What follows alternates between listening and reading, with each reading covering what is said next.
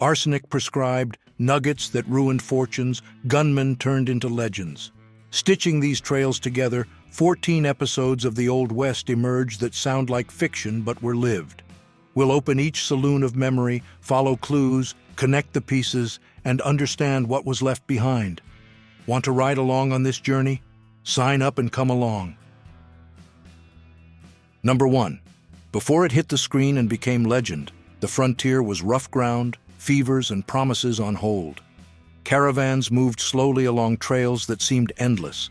At every stretch, another danger. Water running scarce, ambushes at choke points, cheats that stole what little was saved. News traveled faster than truth.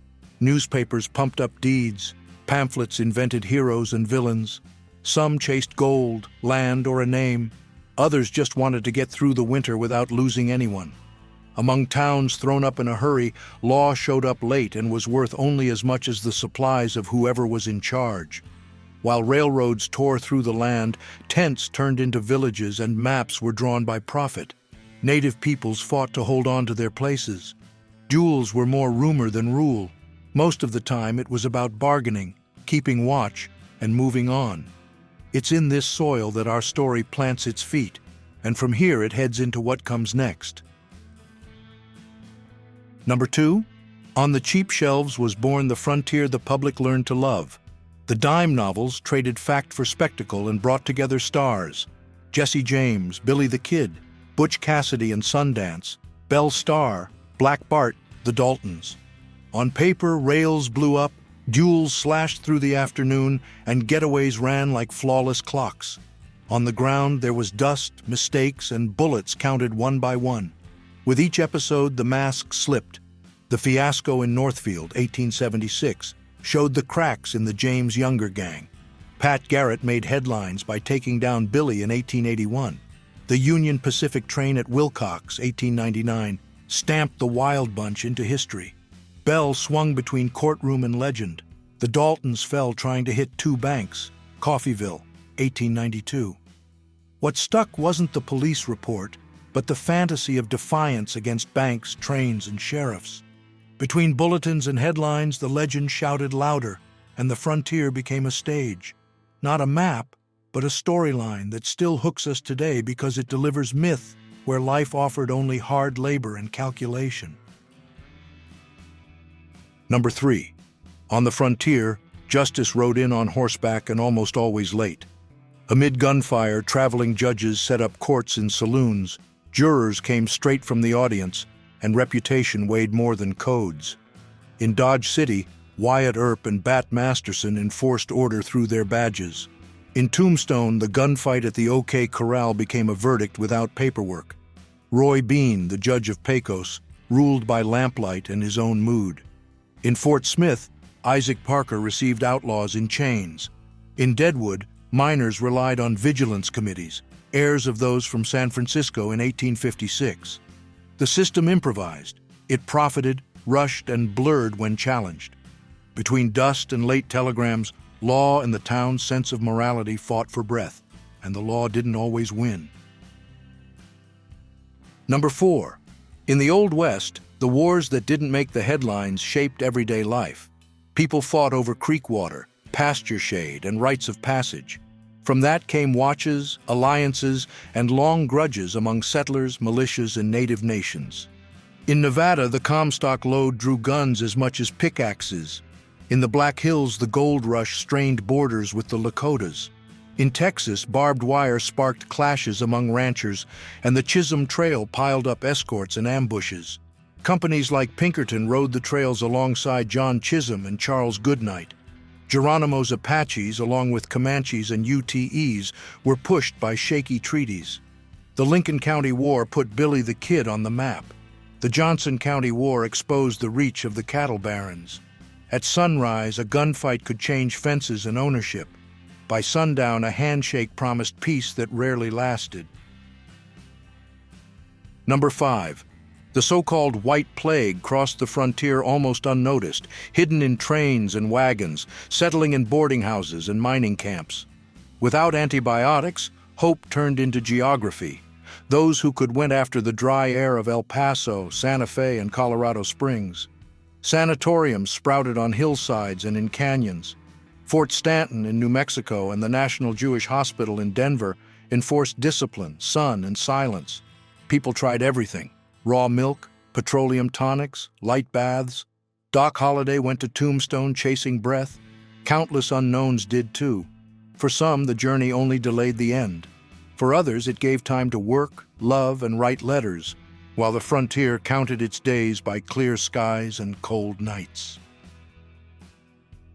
Number 6.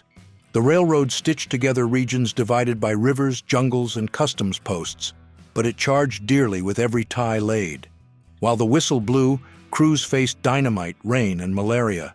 In the U.S., the Pullman strike of 1894, led by Eugene V. Debs, exposed the conflict, and at Promontory Summit, the coast-to-coast link was sealed.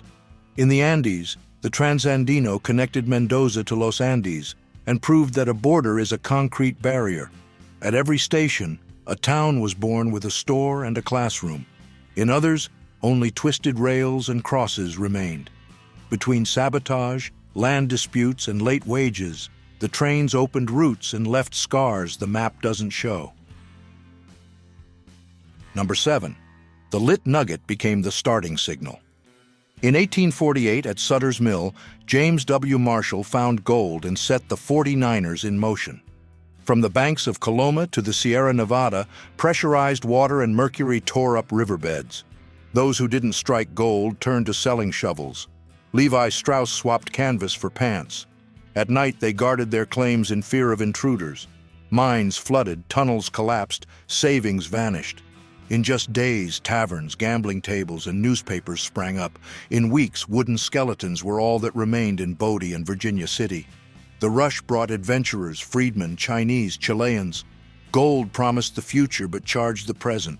Valleys scarred, shaky deals, justice by bullet. In the end, what remained were stories and burned hands. Number 8. At fairs, wagons turned into stages. The band led the parade, curiosity crowded around the platform, and the speaker waved a cure for everything. From the counter came the miracle bottle: nerves, rheumatism, cough, and sadness. On the label, promises. In the liquid, strong alcohol with opium or cocaine.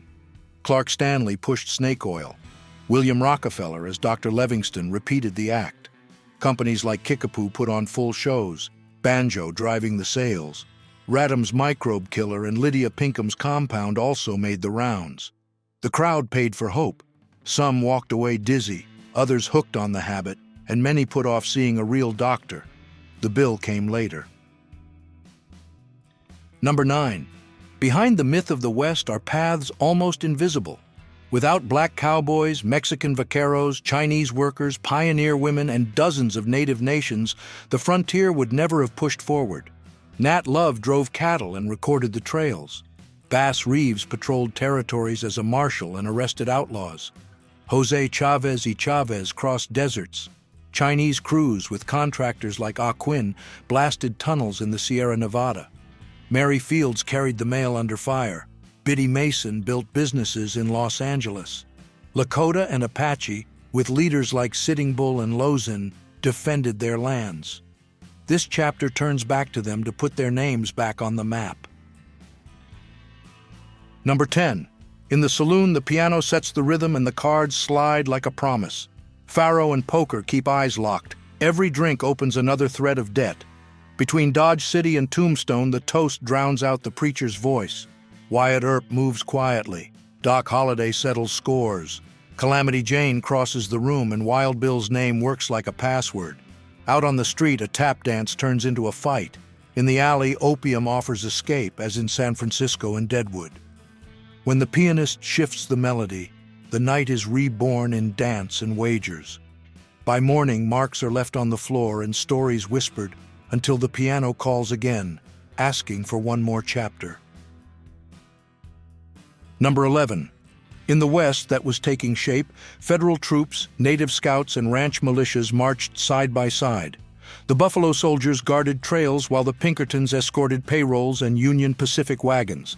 In Dodge City, cattlemen bought passage and gunmen. In Tombstone, mine guards patrolled the silver.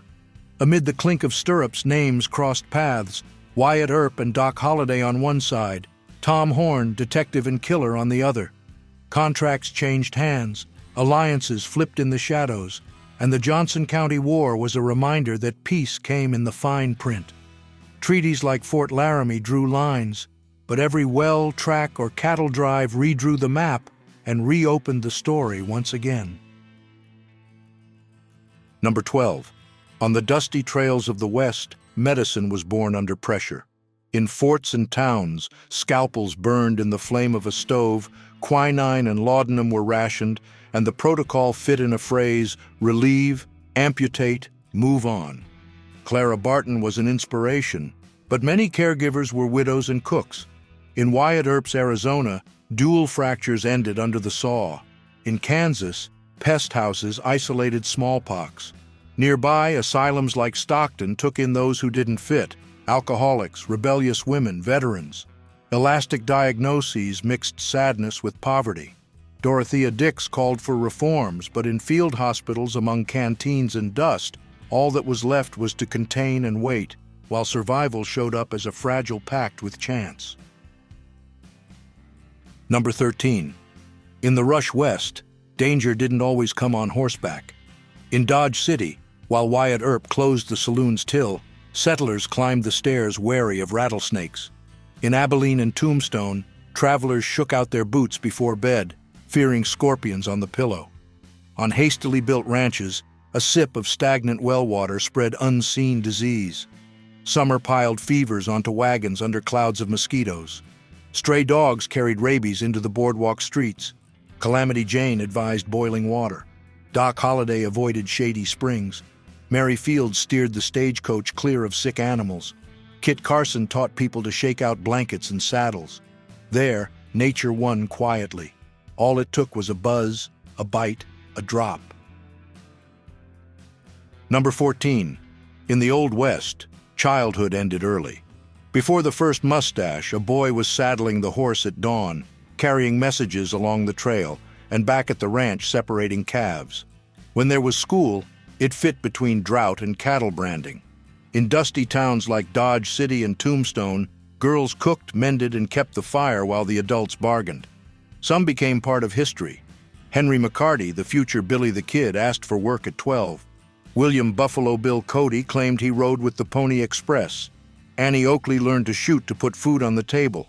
Others rode the orphan train wagons to farms in Kansas and Nebraska, adopted with no guarantees.